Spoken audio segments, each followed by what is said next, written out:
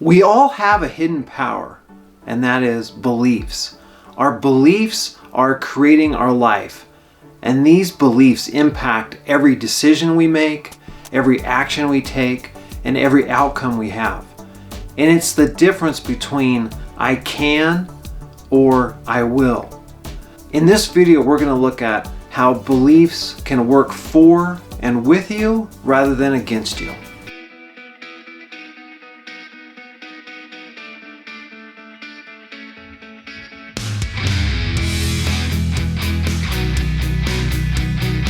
Let's get into beliefs because they are so huge and they have such an impact on us in ways that we might not even understand, because beliefs shape our perception of reality and they influence the actions we take or don't take.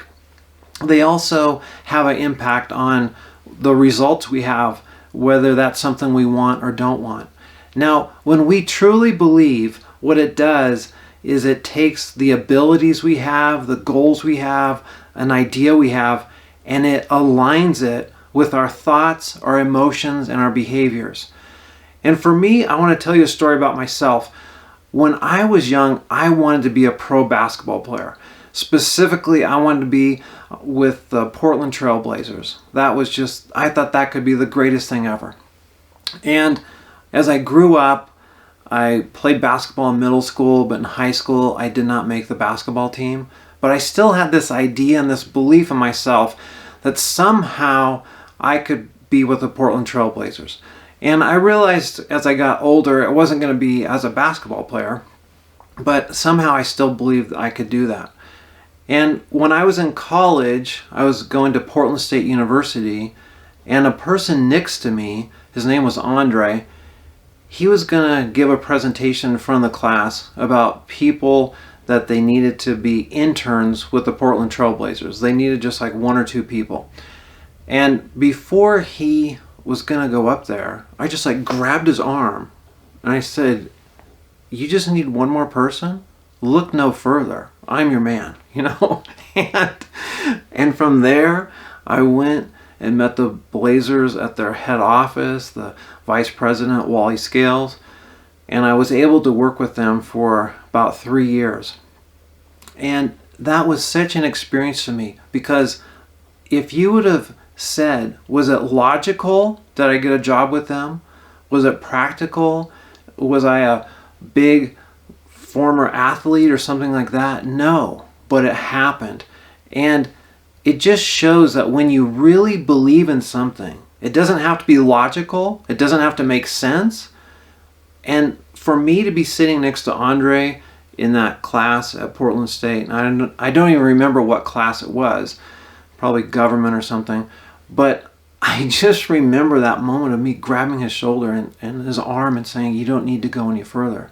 And that's how powerful beliefs are. They start shaping things around us that we might not even realize. And we might just say, "Well, that was a coincidence," or "You got lucky." But I believe that my belief that I was going to work for the Portland Trail Blazers in some shape or form actually helped bring it about. Beliefs set our expectations, and that's such a huge factor here. For me, once I graduated from college, I was going to get a teaching job, and I thought, no big deal. I'm going to get a teaching job. Let's get rolling here. But at the time, there was a glut of teachers. And so I applied to 80 or 90 jobs. I had, I don't know, at least a couple dozen interviews. And in all those, I didn't get a job. And what happened was I started believing and having the expectation that this is hard. I'm not going to get a job. Maybe I was wrong about things. And then that's how it turned out. And I believe that how I approached that, because I was unsure, I had uncertainty, I didn't have a lot of confidence.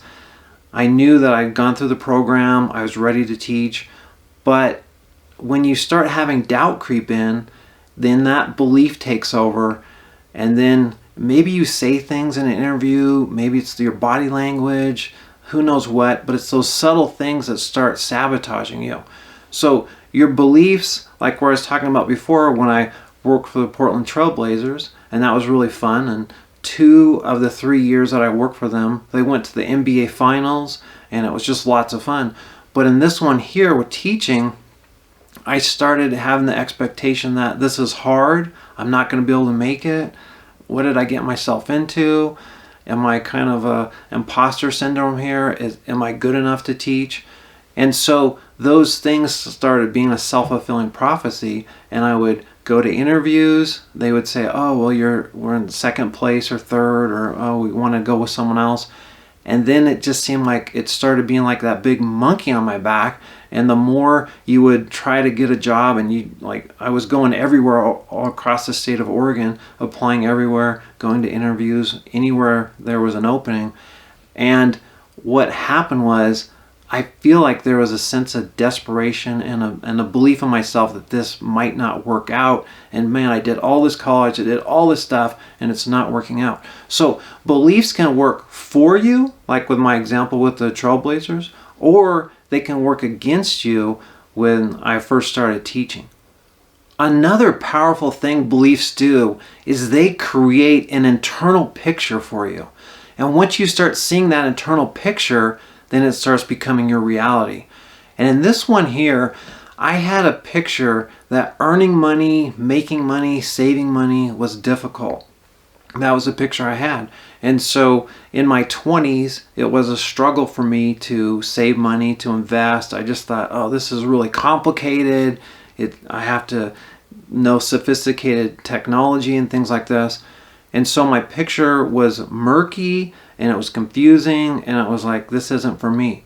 Once I changed the mental picture in myself, and I had the belief that I could do investing, I could figure things out, I could make money, then what happened was I got a much clearer picture in my mind, and that belief that was foggy and working against me now is becoming clear and helping me. And I found some simple things that any of us could use that made a big difference. For instance, there's something called the rule of 72. And what you do is you take the interest rate that you think you're going to get and you divide that into 72, and it'll tell you how long it takes your money to double. So for instance, if you were to have like a 72% interest rate, which no one's going to get that, but if you were at 72% interest rate, you divide that into 72, your money would double in 1 year. If you were at a 8% interest rate and you divide that into 72, 9 times 8 is 72, so it would take you 9 years to double your money. Now, something like that was real simple for me, but in the beginning, I wasn't even aware of those things, and I was just kind of like, I can't do this. But then once my belief came and I was like, I can do this, then things that were once foggy and unclear and confusing became simple to me. And I could see how you could take your money, and if you invested it, you could figure out the percentage rate. You could figure out the percentage rate, and you could figure out how long it's going to take for my money to double, which really is what you're trying to do when you're investing. We all have these images in our minds, and I call it a mental blueprint. You have this blueprint in your mind, and that's shaping everything. And what's that based on? It's based on your beliefs and what you believe. And you can see this in when there's a natural disaster.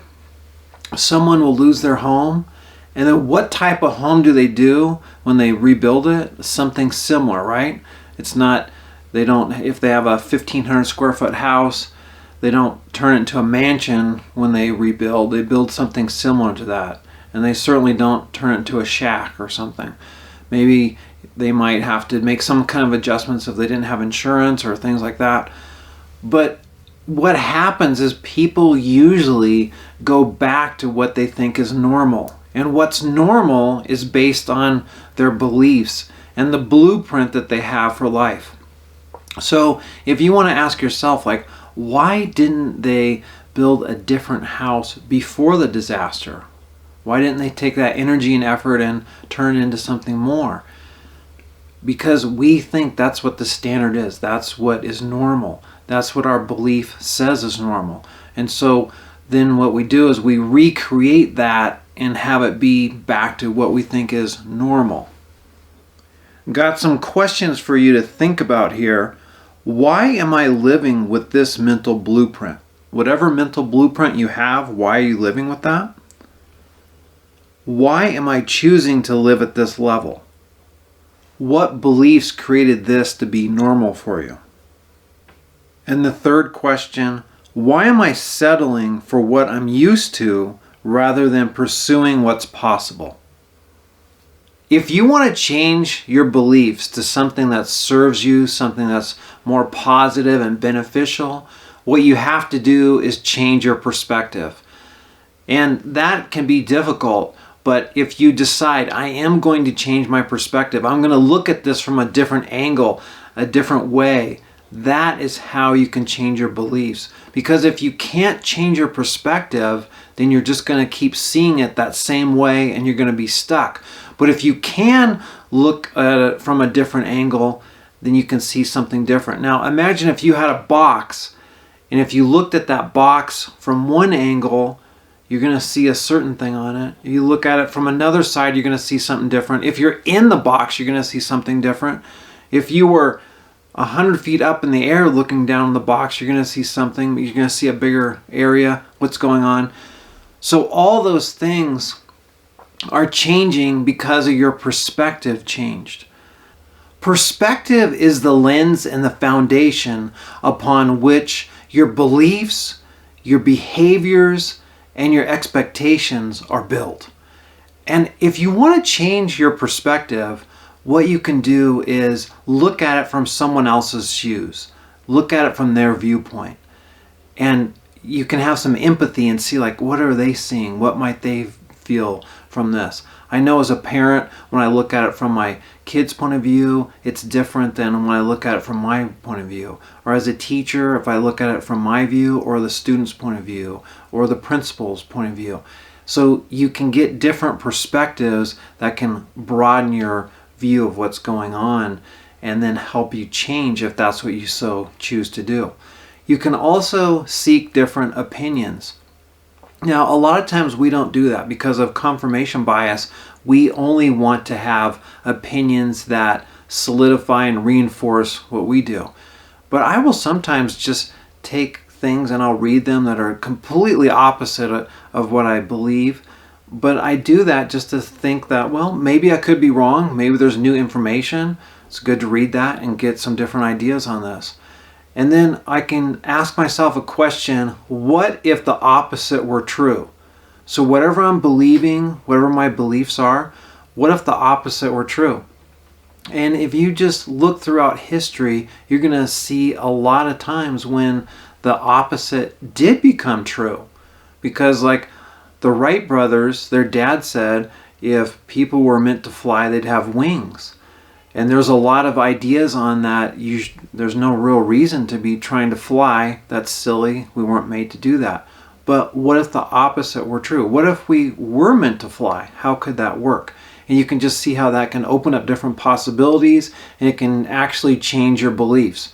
Also, traveling. If you travel, you're going to see different cultures, different perspectives, and you're going to be able to see things that maybe you didn't before. I know when I traveled overseas, in South Korea, they did things that were way different than we do in America. And so I was able to see that. Also, you can ask yourself, how would, and fill in the blank, handle this? So you can think of, it can be a fictional character, someone from TVs or movies, those kind of things, or it can be a real person in your life or a past figure. One thing I like to do is sometimes ask, like, what would George Washington do? Or how would George Washington handle this? Because I've studied him a lot, I can sometimes glean some insights and some different perspectives that can help me. And ultimately what that does is it changes your belief. You can also ask, what am I not seeing? Because if you're asking yourself, what am I not seeing? Other ideas might pop into your mind. These are different ways you can change your perspective and broaden your perspective. Because remember, when you change and broaden your perspective, that is going to fundamentally impact your beliefs, your behaviors, your expectations. I've got a quote from Wayne Dyer. If you change the way you look at things, the things you look at change. And I have a quote from President Abraham Lincoln. To believe in things you can see and touch is no belief at all. But to believe in the unseen is a triumph and a blessing. I hope you realize how important your beliefs are, and that you take the time to kind of sort through it and decide, okay, are my beliefs serving me? Are they helping me? Are they minimizing me and diminishing my potential? Things like that. So to look at, what are my beliefs, and are they things that are serving me? And if you just want to figure out, are my beliefs actually useful and helpful, or are they working against me? It comes down to really two things. And that is, how do you handle uncertainty, and how do you handle challenges? If your beliefs are supportive and encouraging, when you have uncertainty and you have challenges, you're going to be able to get past that and just be fine. If your beliefs are limiting and they're not helping you, when you have uncertainty, you're going to freeze, you're going to get stuck, you're not going to move forward anymore. And when you have a challenge, you're going to see the challenge is too big, it's just too much. So look at yourself and think to yourself, when I am faced with uncertainty, or I'm faced with a challenge, do I overcome it, or do I get stuck? And if you get stuck, that's when you need to decide, I need to upgrade and change my beliefs. I hope you enjoyed this video. Please remember to hit like and subscribe, write a comment, all those great things that YouTube likes, and I really do appreciate. I do read all these comments. Check out the other more than 125 videos I have already on stories and personal development, things to help you out. All the best to you.